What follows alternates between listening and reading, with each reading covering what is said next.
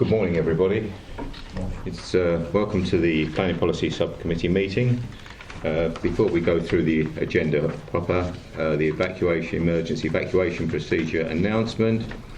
Should we be required to evacuate the building, would you please leave the building via the nearest available exit? There is one fire exit in this room, which I think we're all familiar with, which is behind Councillor Weston. If you need to evacuate the room, do so by the glass door, the external fire escape staircase. Please hold both handrails in case the stairs are wet or slippery. If anyone is unable to use the stairs, would they please allow the others to exit the room before they go to the fire escape door, where they can be given assistance. Our assembly point will be in the public car park at the side of the Civic Suite. Please do not delay your evacuation to collect any belongings. Please do not return to the building until given permission to do so by council staff. Can I please remind you to switch off your mobile phones or turn them to silent. Thank you very much. Okay, before we go down the agenda proper, I can see some new faces to the committee, both from members and from officers, so it may be appropriate if we just go around the table, introduce ourselves, and then everybody know who we are. I'm Dave Spurrion, chairing this. Ian Ward, portfolio holder for planning. Daniel Goodman, senior strategic planner. Jan Guy from strategic planning. Sean Scrappen. Carol Weston, Councillor for Hockley and Ashington. Lauren, Councillor Onshaw. Simon Wotton, portfolio holder for enterprise. Michael Boyd. Christine Mason. Sonia Worthington, Democratic Services. Thank you very much. Okay. Right, moving on. Item number 1, apologies for absence.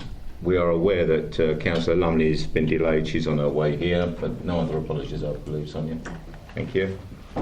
Non-members attending, Councillor Ward and Councillor Shaw. The minutes of the meeting held on the 11th of April. For those of us that were here then, can we confirm that they were? Councillor Hoy. I wasn't here. Oh, you weren't here. Oh well. Councillor Weston, myself were. So. Yes. Yep. Yeah. And I will sign those at the end of the meeting. To receive any declarations of interest? No? Okay. The normal procedure for the newer members is that we'll obviously go down the agenda as it's stated. Obviously, we've all had the opportunity to read the paperwork that's been submitted to us.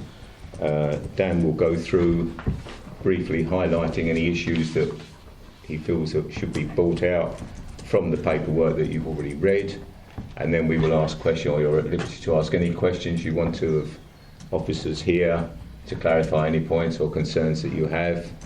When we've done that, we'll move on to the next item. So over to you, Dan. Thanks, Chair. So this item number 5, is proposed updates to the Council's adopted Statement of Community Involvement. Members might recall that in October of 2018, Council made a decision to approve 3 sets of amendments for consultation. So that consultation has now taken place, and those amendments are now being recommended. The amendments relate partly to changes to the SCI relating to neighbourhood planning. So that basically clarifies the support that the Council will offer communities looking to progress through neighbourhood planning and the community involvement at each stage. And that was required by a change to legislation.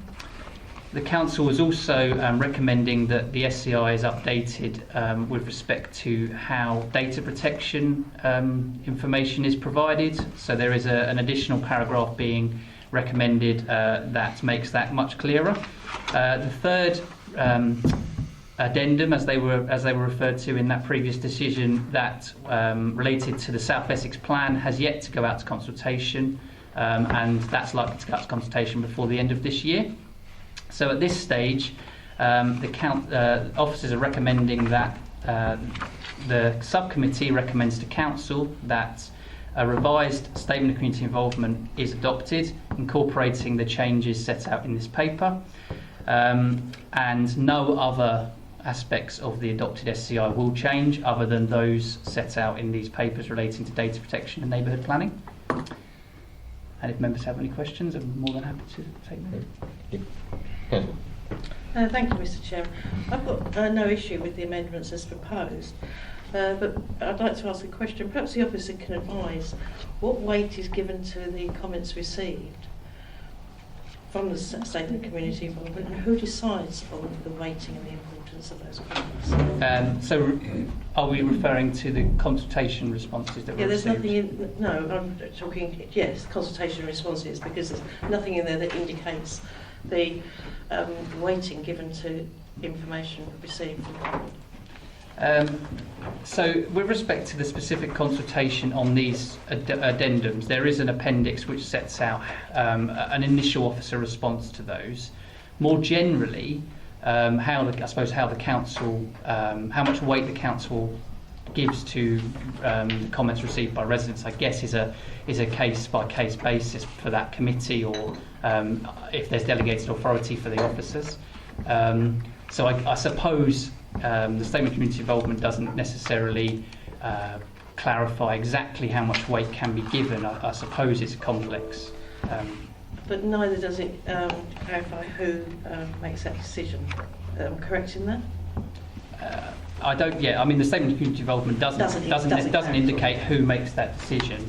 In terms of the consultation on these proposed amendments, officers have looked at the responses that were received and are recommending that actually only very minor adjustments are made to what was previously recommended. Largely that's because a lot of the responses that were received, whilst they were, valid points, valid opinions, maybe did not relate precisely to what was being proposed. Therefore, there was not a lot of adjustment needed, and there are more appropriate channels, I suppose, for some of those other opinions to be considered and appropriate weight given, and that would be largely through a new local plan consultation or a similar consultation on the actual scope of planning, whereas obviously this was quite a precise consultation on very specific matter. Yes, no, thank you. I did read the report previously, and I was quite happy with that. It was just the decision generally, but you've answered my question. Thank you. Can I just elaborate on that a little bit? I mean, when I read through this and I kept reading, this is outside the remit of the consultation, which That's not what I was referring to. Well, this is the bit I was getting at. So perhaps, Dan, you could enlighten members as to what route some of these issues are being considered in the near future, just to make them aware. Yeah, so that's fine. So the comments that related more generally to how the council plans and planning outcomes, such as house building and other things, those will be considered through the development of obviously a new local plan or other planning documents. Obviously, decision will have to be made at the appropriate time by officers and members as to how much weight can be given to resident individual resident comments. The slightly more precise ones will be considered by officers, and if appropriate, actions will be recommended to this subcommittee.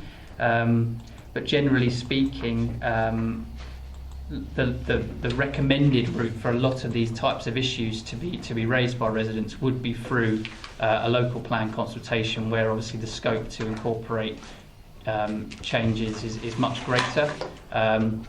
In this particular circumstance, clearly any comments that didn't relate to the proposed amendments were not really ones that we could take forward, and we were not consulting on proposed amendments relating to anything broader than just neighbourhood planning and data protection in this case. Okay. Anything else? Mike? So can I just follow that, just to be clear? I think it's quite a good point. Will these comments, which are outside the remit of this consultation, be automatically put forward to any new consultation, or would they just be dropped and that's it, and it's reliant upon them being put forward at the correct time?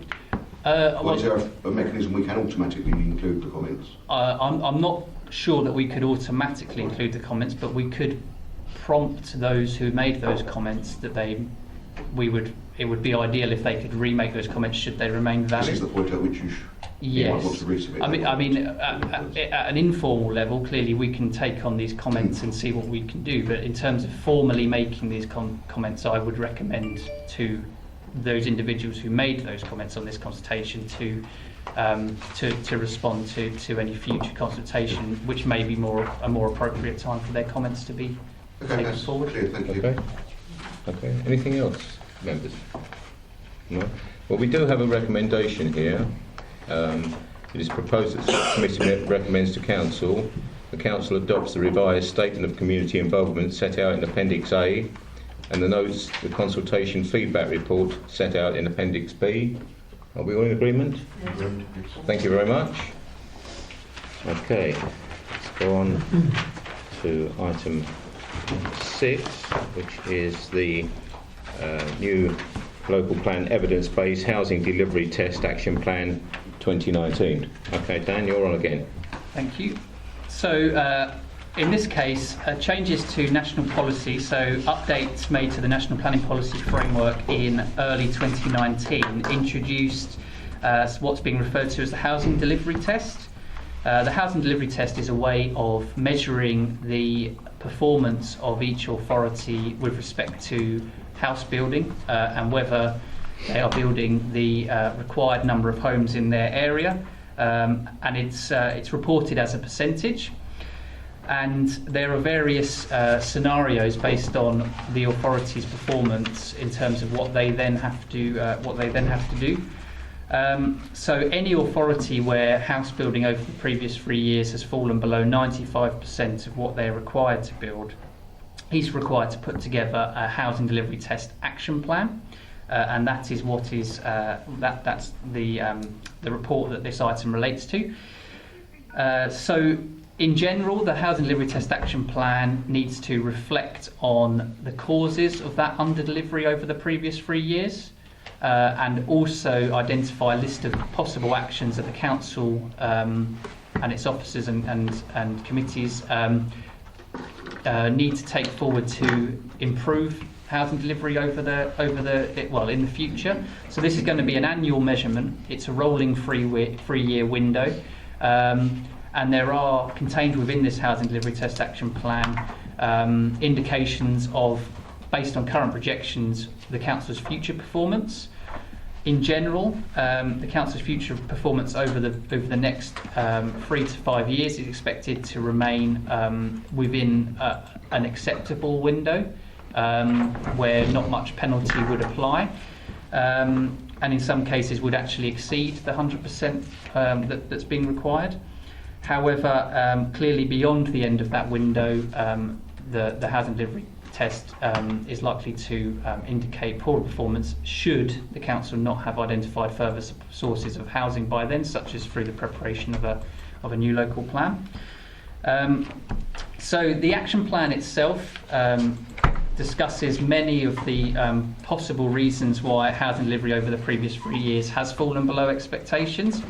Partly, we think that's because sites have not come forward as quickly as we expected them to, due to, in part, protracted negotiation between landowners and developers. Partly because we, as a council, have little to compel developers to build out at the rate that we expect. Therefore, we are dependent slightly on the housing market to determine when housing comes forward. And there are also other kind of issues that are considered, such as land availability. So because the district has quite constrained land area because of greenbelt and flooding and environmental protected areas, there are not a huge number of sites coming forward. Therefore, any delays to the delivery of the larger sites does have a considerable impact on that housing delivery.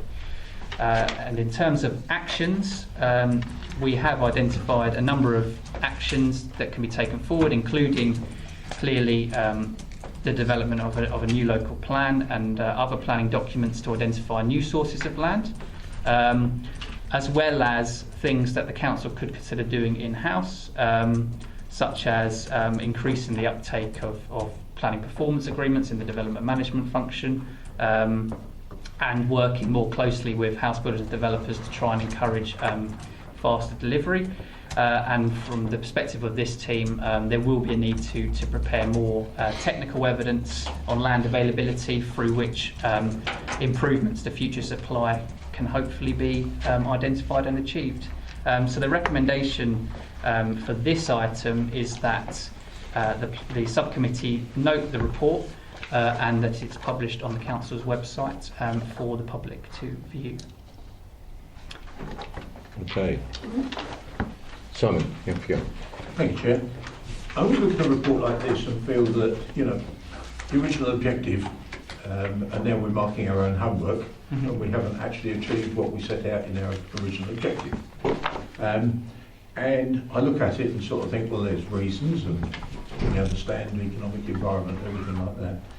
But we've got no real yardstick to compare it with how other authorities are doing. And I would get much greater comfort from a report like this if we knew in relation to other authorities how we were doing, because the reasons seem very genuine, but are other authorities having exactly the same, or are we just finding a list of, and I use the word cautiously, but excuses to justify why we haven't achieved what we originally set out to do? Well, I suppose in terms of local examples, I mean, there are several other authorities in Essex, and particularly in South Essex, that are being required to prepare these housing delivery test action plans. There are other authorities in the area who have not had a local plan or local development plan in a considerable period of time, and therefore by comparison actually have poorer housing delivery test performance than we do. I believe there are something in the region of 120 authorities nationally that are having to prepare these action plans, and the consultation, the engagement that we did with some developers through this did identify that there were some kind of market level economic factors that clearly are not just local to Rochford, such as build costs accelerating faster than sales prices, which has an impact on their viability.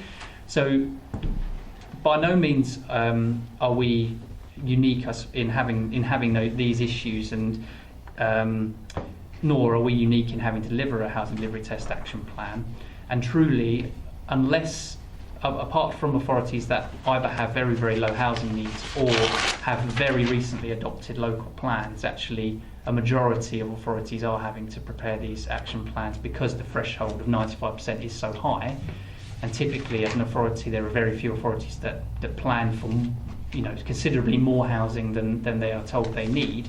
Therefore, any delays whatsoever to the housing sites they have identified almost automatically pushes them below 95%. So in a Greenbelt authority like ours, this is not unique, but I suppose the hope is that through the actions we can hopefully find ourselves in a better position than we are currently in.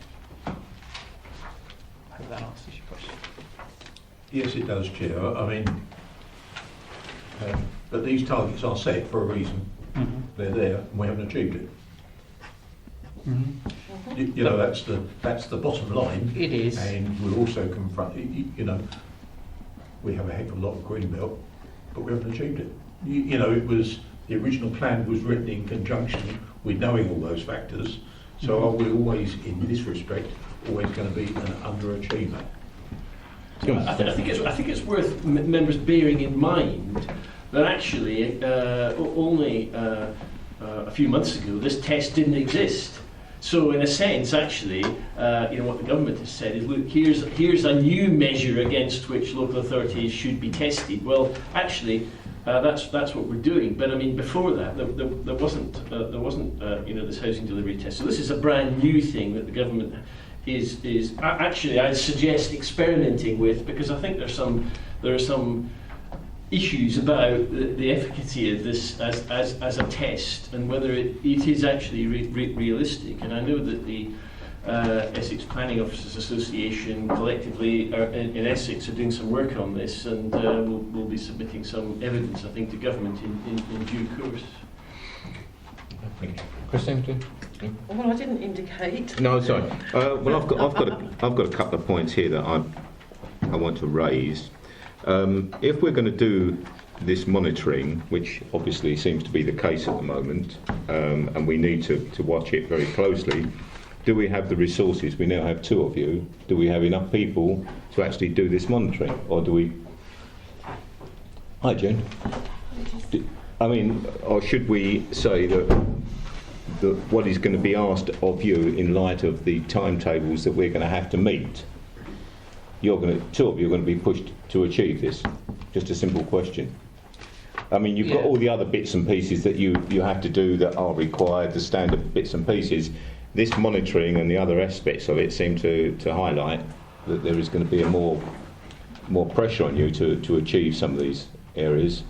And it may be appropriate that we highlight this issue. I know Sean won't want to hear this, but it is a simple reality that have we got enough resources to meet what we need to do? That's the long and the short of it.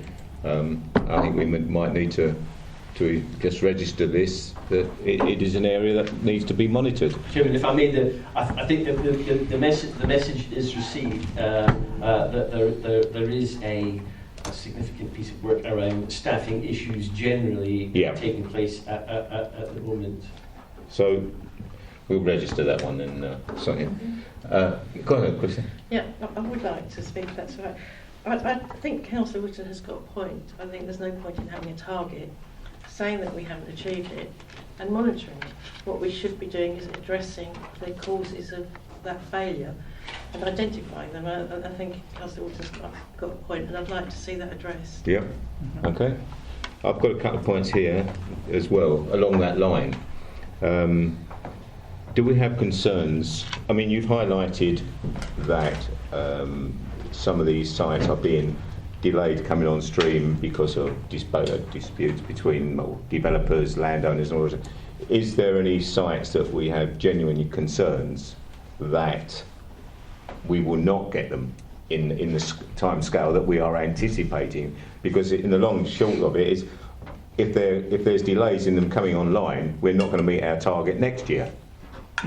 Or the year after. Well, in terms of projections, we have put together what's set out at Table 3, which is page 6.16 of the item, which does show that in housing delivery test terms, we expect to actually be, by 2023-2024, to be well over our housing delivery test result. But then it is, I suppose, worth reflecting that housing delivery test is something that looks backwards, so it looks at past performance, whereas there are other things in national policy, such as the requirement to maintain a 5-year supply of sites looking forward, that mean that at a certain point in time, should further sources of land, of housing land, not be identified, that we may struggle to demonstrate that we do have that supply of sites.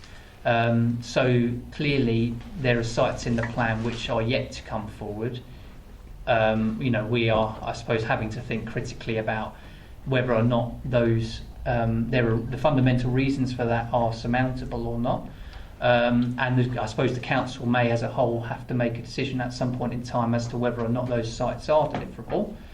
But in the main, the larger greenfield housing sites, which are the main sources of housing supply, are clearly all coming forward in one shape or form. And so the deficit in delivery that could occur is not likely to occur for 3 to 4 years, at which time possibly we will have a new development plan in place. But obviously it is something worth being aware of and something worth considering in terms of if those sites were not to come forward, what impact would that have should we not be able to adopt a new development plan by that time.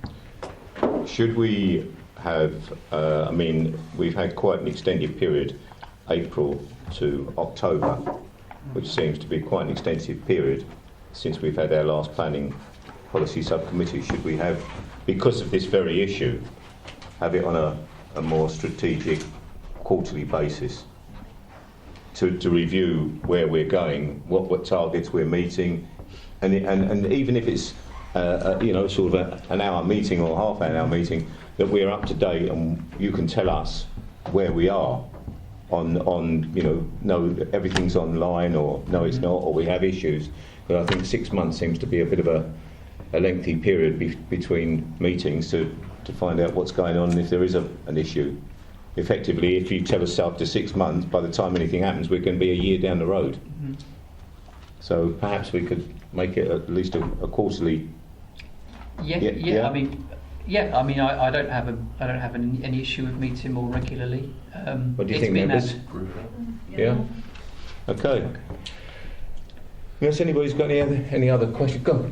Sorry, Mr. Chair. That's all right. No. Yes, when we're talking about housing delivery targets, some time ago there was discussion on work being done to include windfall numbers in the targets. Now, I don't know how far the council has progressed on that, because obviously that would help our percentages. Could you advise how far that work's been done and if we've been successful in including that? So, in terms of including a windfall allowance in the housing in the housing trajectory, that's something that when you introduce a new plan, you can make provision, obviously assuming that a certain amount of housing is going to come forward on sites that you don't know about. Yeah. So we did some work that suggested that the council was delivering around between 30 and 50 houses a year on sites that weren't in the development plan, so windfall sites.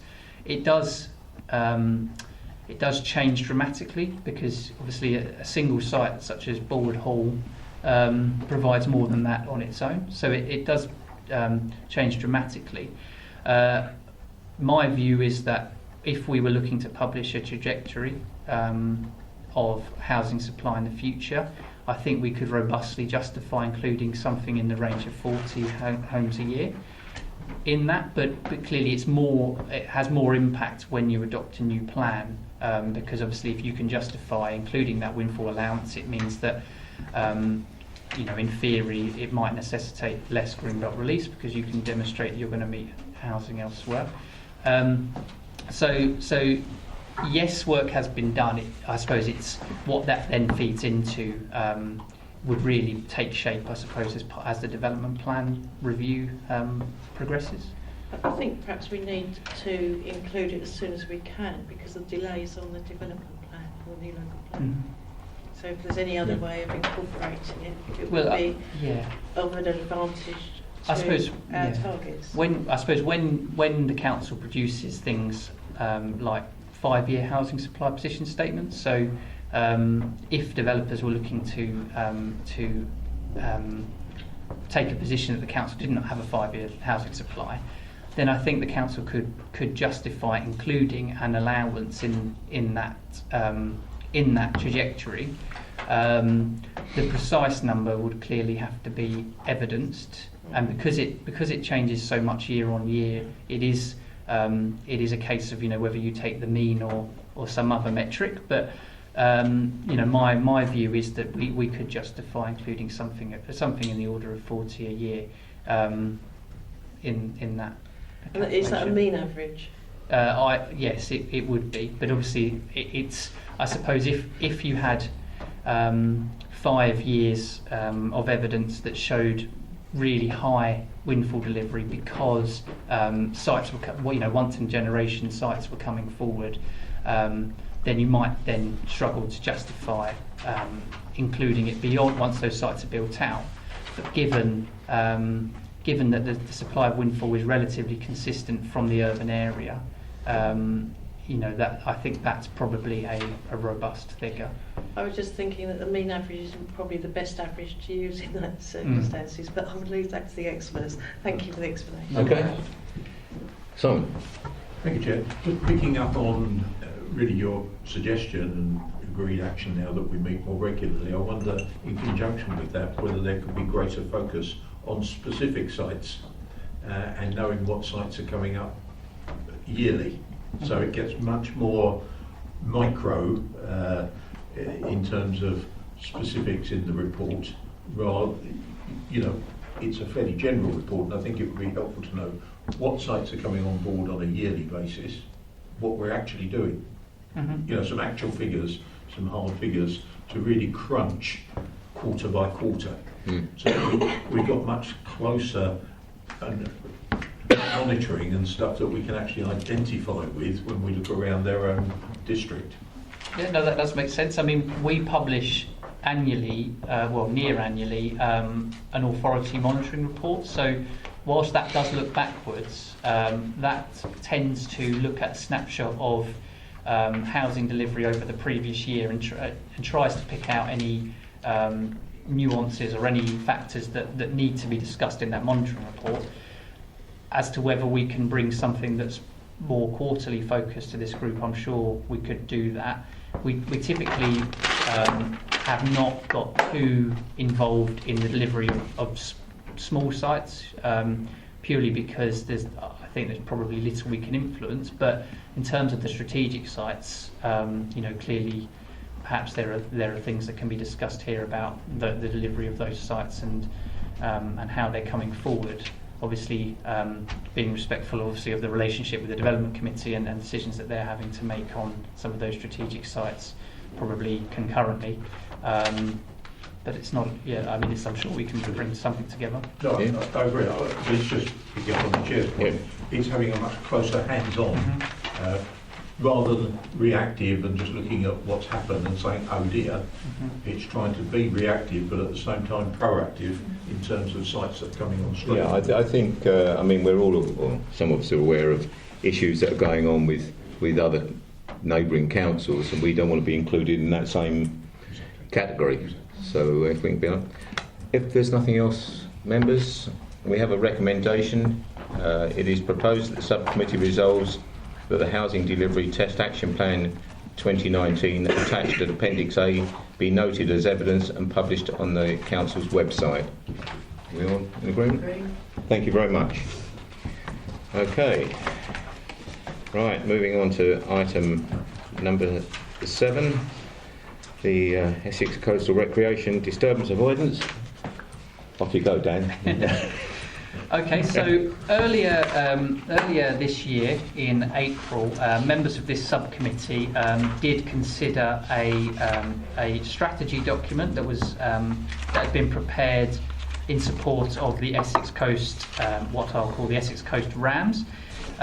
So to give a brief overview, under the direction of Natural England, the council is one of, I believe, 12 councils that have been jointly developing a strategy which looks at the impact that new housing growth has on protected sites along the Essex coastline. And Natural England are of the view that this strategy is needed to fulfil each authority's obligations under the habitat regulations, which are clearly legal obligations that the council has to comply with in its planning function. So a joint supplementary planning document has now been prepared jointly between all those authorities, which seeks to provide all the relevant information about the RAMS, about the process, about how it will be implemented and what it will affect and who it will affect, into an accessible document mainly for applicants for planning applications. I suppose the crux of the RAMS is that it suggests that £122.30 will be needed from every new dwelling on any sites that have a net increase in dwelling numbers, to fund mitigation to fulfil the RAMS strategy.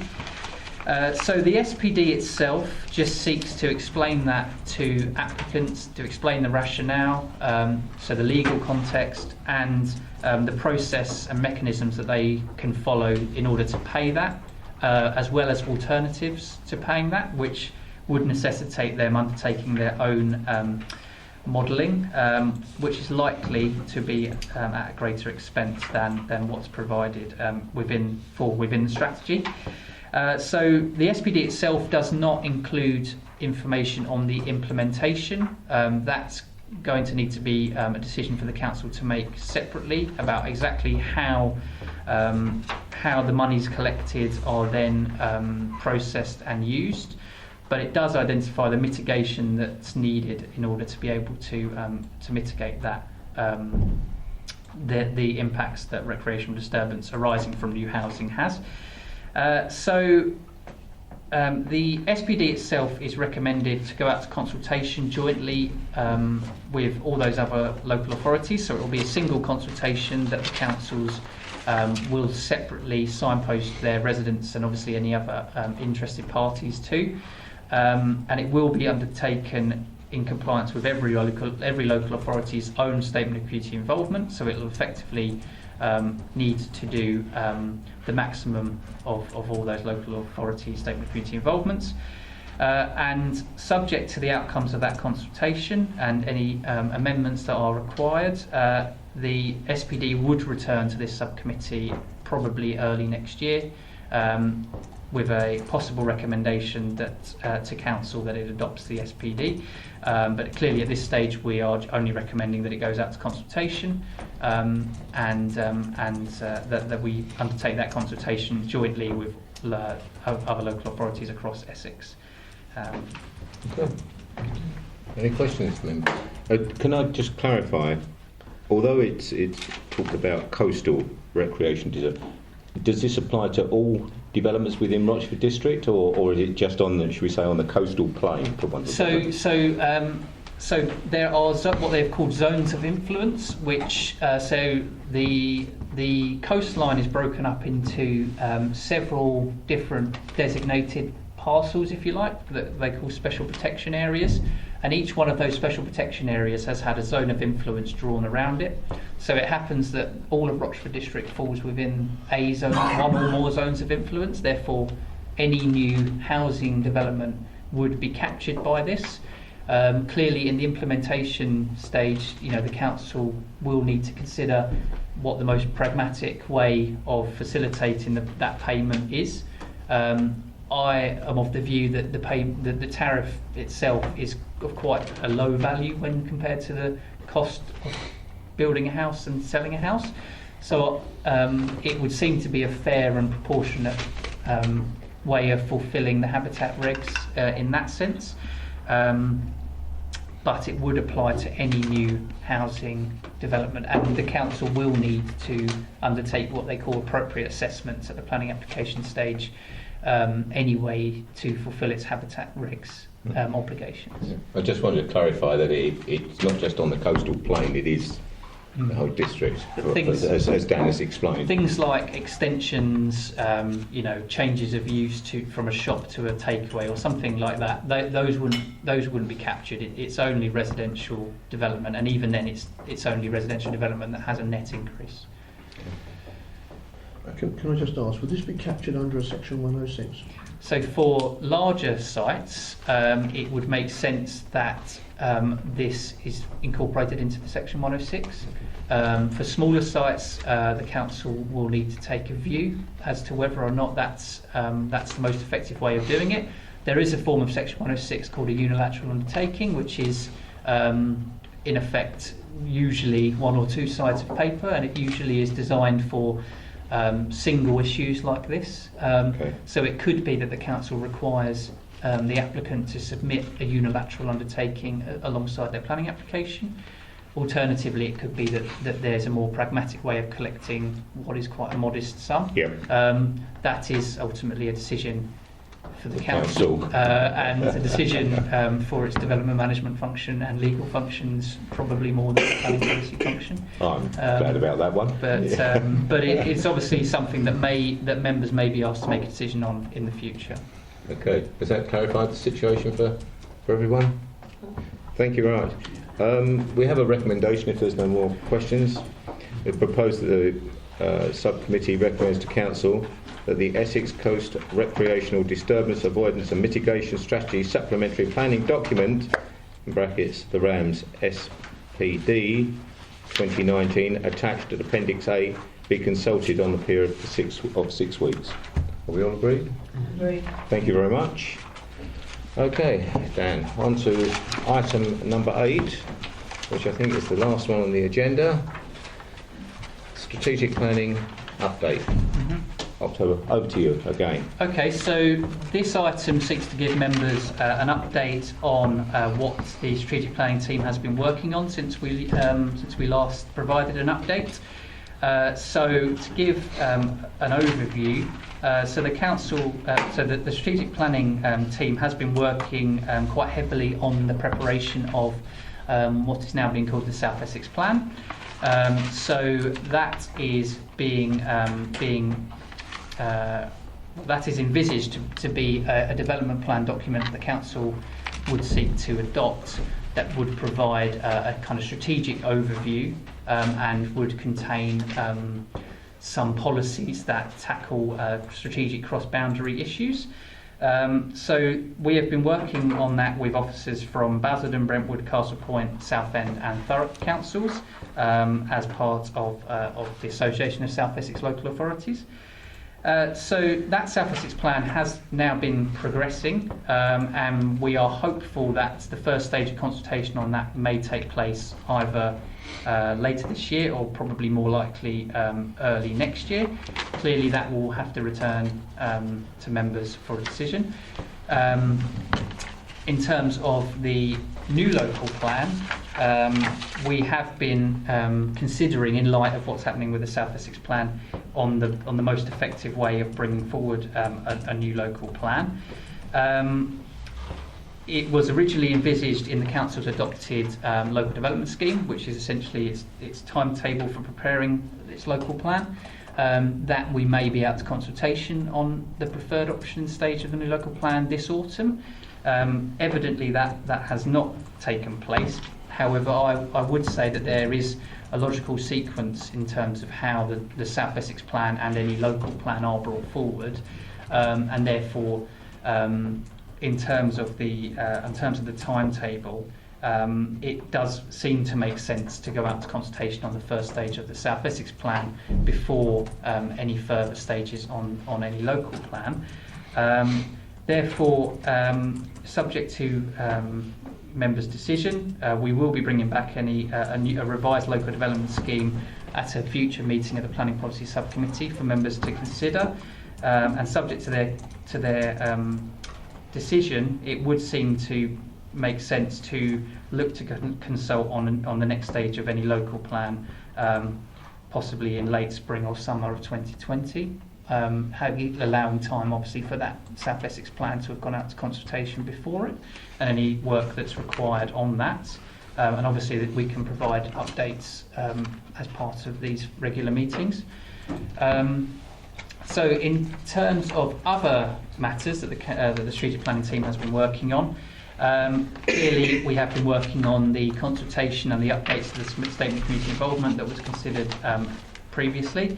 We have been working on the Essex Coast Rams, that's now taken the shape of the SPD that's been considered. There is no update to provide, particularly on neighbourhood planning. We're still meeting with the Canewdon and Wallasey Island neighbourhood planning area. They still have an intention to prepare their neighbourhood plan. However, it is not going at a pace, and I think they are reflecting on their next steps, but they are still quite positive about bringing forward a neighbourhood plan. And then a large amount of the strategic planning team's work has been on updating the council's evidence base, obviously to support the development plans that are being worked on.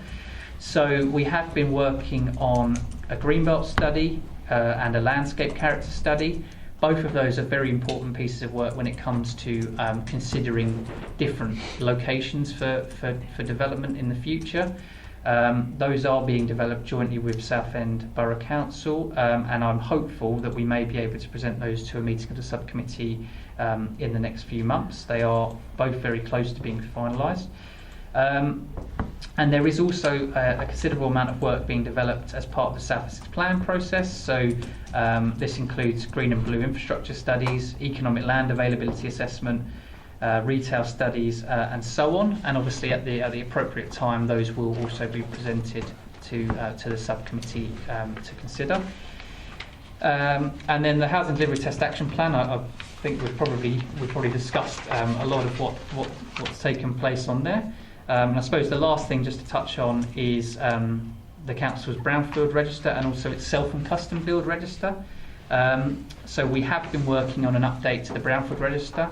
We hope to publish that as a key decision in the next couple of months, and clearly that will go out to members. And the self and custom build register, we continue to get people to sign up, but there has been no substantive changes to the number of people on that, but it continues to provide interesting reading on the appetite locally for self and custom building. And that's probably all I have to say on that. Thanks, Dan. Christine. Thank you. I know that the anticipated time spans have been substantially delayed. Could you tell me what has delayed the South Essex Joint Strategic Plan? What has gone wrong and why? This has had an effect on our preferred options and our new local plan, as has been demonstrated in the report, and delayed the process. It's also delayed the expectations of the councillors and of the public. So I think we need to understand why that is delayed and what's gone wrong.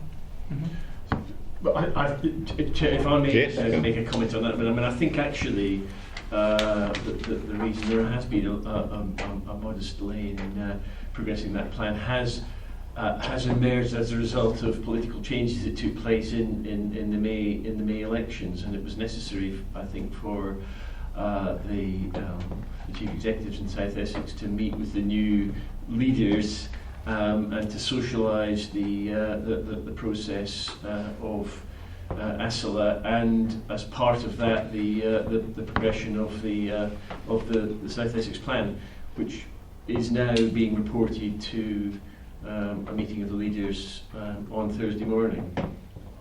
So just practical reasons why there has been a bit of delay in the process. Yes, so we can come back to that. Are you anticipating any more political delays or changes in May?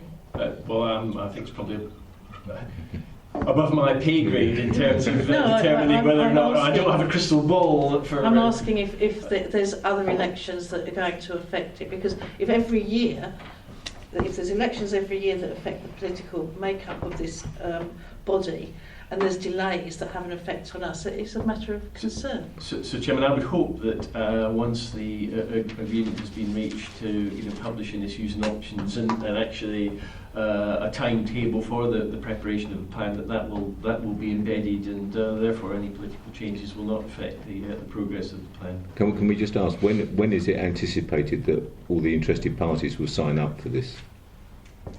There's a meeting on Thursday morning. Will they sign then? The anticipation is that well, I can't second guess what. No. We appreciate that. But is that the plan? I think I would say we would be hopeful that the leaders of the South Essex authorities in ASILA would sign up to the publication of the issues and options and the timetable for the preparation of the plan. Is that the answer? Well, I think it's concerning. I mean, it's an answer. Without doubt, but our preferred options were meant to be out early autumn. Yeah. We're now talking about perhaps spring. Yeah. To my mind, that's an unacceptable delay, because the delays in this cause uncertainty in the community and they cause unrest. And I think we should do everything we can do to make sure that when we have a timetable with targets and objectives, that we keep to them. And I accept that some things are outside our control, but we should have enough influence to make sure that it is moved forward at an acceptable pace. Well, I think that message has been received. I think also you were talking, Dan, about some joint proposals coming forward with Southend that you hope to have available in the next couple of months. The Greenbelt and the Greenbelt, landscape. Then if we need to bring those to a separate meeting, not a quarterly meeting, then we bring them forward. We want to meet these. We know these timetables, as Christine has highlighted, are critical, and we need to keep meeting them. Otherwise, apart from the concerns it caused to residents, I think it will suddenly start causing concerns to central government, and we'll have them on our case as well, and we certainly don't want to go down that road. Yes, I mean we will bring a new local development scheme, which, like I say, I mean is effectively the timetable that the council signs up to. We will bring a revised LDS before members, I would hope before the end of this year. And obviously at that time, we're more than happy to consider what members consider and what, in discussion with us, to be a reasonable and effective timetable for bringing forward those documents. Clearly there is a need to update them because they are now, our current one, because it is now, now going to be out of date. Okay. Go on. Is there any more? No, I'm just concerned to hear that we have a timetable, it slips, and we rewrite the timetable. And it's just... I think I've already highlighted, and I've got written down here resources. Yeah, but then that's outside this committee, so... But we have registered our concern. We've got, as far as we're concerned, all we can do is recommend to full council that the timetables that are proposed are met and that resources are made available to meet those timetables. One thing I would say, and I'm not saying it's right or wrong, but there are some councillors that I know that have adopted new local plans, and the LDS that they've brought to the examination has been something like revision 9. I'm not saying that's right, but it does seem to be part and parcel, unfortunately, of introducing a development plan, that there are unforeseen delays. But obviously we try to do it. I think we need to be kept aware of these situations, and if we're made aware of them, then we can highlight them to full council. Now, whether full council chooses to act on them is not in the remit of this group, but we can highlight them, and I could suggest that council will take note of them. With one sort of word of caution, having lots of officers suddenly doing work doesn't necessarily mean the timetable will be achieved, because, as I pointed out, there may very well be other dynamics in the system that affect the progress of the plan. I fully accept that, Sean, but we don't want one of the reasons that it doesn't progress at the right way because we haven't got the resources available. If there are other factors, so be it. But let's try and do what we can to influence and control the bit that we do control. Any more questions? No, thank you. I was just going to say, obviously I missed the first part of the meeting, and I was very pleased to come into hearing that you would raise the issue about the resources, but we've been saying that for some time now, over a year, maybe longer. I'm not convinced it's actually made that much difference so far. So I heard what you said about the message, and I heard what Sean said about the message being received. Well, let's hope this time something makes a difference. Thank you. Okay, members, unless there's anything else, the recommendation for item 8 is it is proposed that the subcommittee resolves that the strategic planning work programme update October 2019 be noted. Thank you very much. And that then closes the meeting. Thank you for attending. Thank you, Dan, Lynn.